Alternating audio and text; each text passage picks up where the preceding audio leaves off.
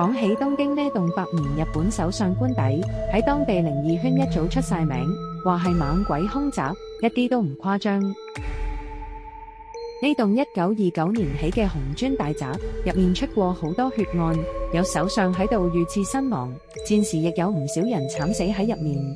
過往好多住過、入過去嘅高官都爆料，深夜靜落嚟嘅時候，會聽到飄忽嘅淒厲喊聲、斷斷續續嘅腳步聲。早年安倍晉三擔任首相期間，亦都明確拒絕搬入呢棟官邸留宿。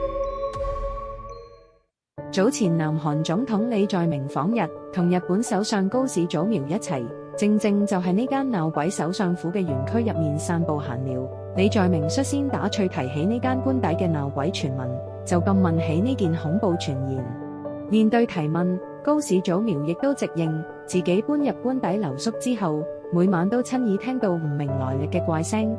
不過事後佢都解釋話，大概率只係樓齡太舊，建築結構老化先至製造出異響，同靈異鬼怪無關。講到底，呢間百年首相官邸到底真係流傳多年嘅鬧鬼空宅，抑或只係老舊樓宇嘅自然聲響問題？